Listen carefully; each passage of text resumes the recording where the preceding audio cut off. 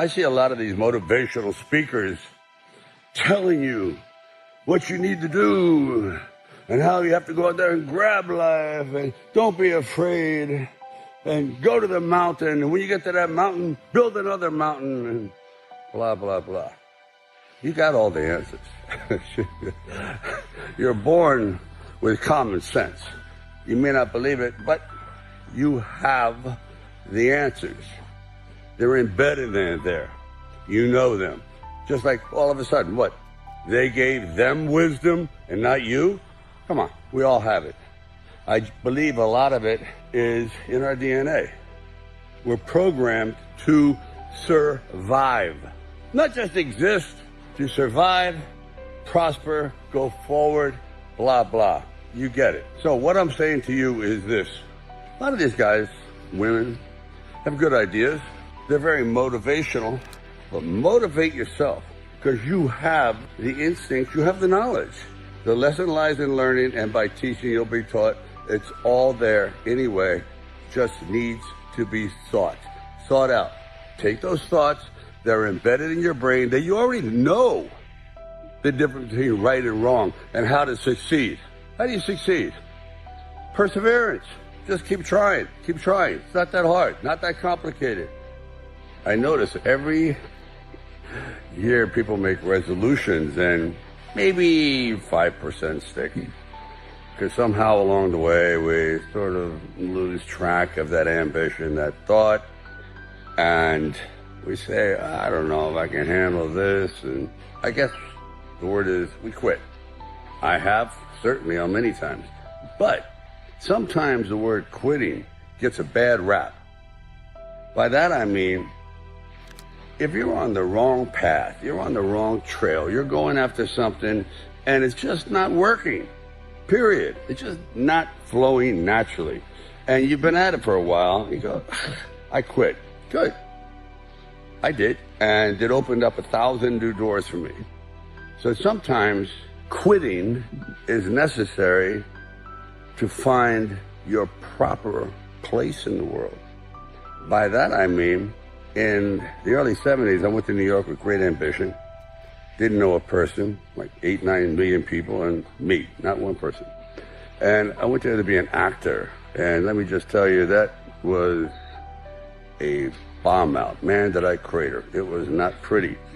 So rather than completely go back and maybe drive a forklift somewhere, I said, okay, I really do love the film business. I love stories. I love telling stories. I'm not that good at it. At least I had never proven myself. And I started to write. And I would go into movie theaters with a really cheapy tape recorder. I record the dialogue. I think the first film I did was Easy Rider. And then I would try to write different dialogue. Kind of a contest. Not that I succeeded, but it's the effort that counts.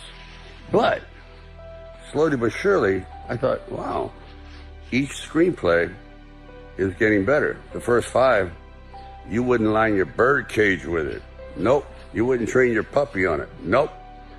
But around the 5th and 6th one, I went, not bad. And if I had never done that, I wouldn't be talking to you today. Because I had to go out and write my way into my future. No one was giving it to me. I wasn't one of those lucky guys that, you're at the right place at the right time. You're just exactly what we're looking for. When just the opposite was true. They say, you're not what we're looking for. You slur, you're this, you're that, you're kind of a type, you're thuggish, whatever term they used. And some of it was pretty damn brutal. Today I look back on it with humor, but at the time it hurts because words hurt. Words are verbal bullets, and they can shred you. But I just turned a deaf ear to it because I had no other recourse. I was going to be something in this business. Not an actor, not a director, but a writer, which was the longest shot ever. So, in conclusion, sometimes quitting is great. Quitting causes you to go in a different direction that you normally wouldn't have gone in, and where you thought, I could never succeed in this. And lo and behold, that door opens, and all of a sudden, destiny pulls you through. It happened to me. The fact that it happened to me is definite proof that it can happen to everybody, if you're true to yourself. You never know what beats inside a guy's heart. The exterior belies the interior. So, I could go on and on about this, but it happens, folks. It happened to me. It's happened to thousands of people before me. Everyone's a friggin' underdog. Even the guys that are billionaires. They started out as underdogs. No one gave it to them. Someone in the family, perhaps, had to earn it and pass it on. But that first one, the guy that went into the unknown, unprepared, but prepared mentally, but perhaps unprepared for what was going to come at him from so many different directions. And when I say that come at him, I mean those obstacles that wanted to defeat him, including his own fear, and they were overcome. So, as Rocky would say, it ain't over till it's over. I was thinking the other day that even though we're on dry land, in reality, life is almost like living on water, which is a very, very strong force. In all water, that is a current. And that current will take you out to the ocean, where eventually you just get swallowed up by the sheer magnitude of everything. And once you're out there, you can't swim back. It just takes you where it wants to go, not where you want to go. And swimming against the current is really a metaphor for life. You just have to struggle. It's a struggle to achieve one's goals, which is really difficult. It's hard. People tend to minimize, diminish the struggle that is just getting by in life.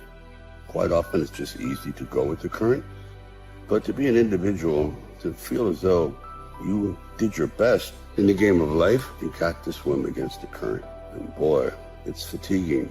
But when you get to the other side, when you can climb out of that water and you're at the place you want to be, in that unexplored area, kind of like reminds me of the extraordinary optimism of explorers. Imagine 1,000 years ago, setting sail for the complete unknown.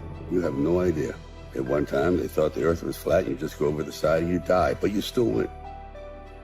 Were there sea monsters? Were this, that? I mean, all kinds of dangers. You're going into an absolute abyss. Yet, what keeps you going? Is you know there's something better out there if you're willing to face the danger, the unknown. That's the journey of life. And it's invigorating. It's always challenging.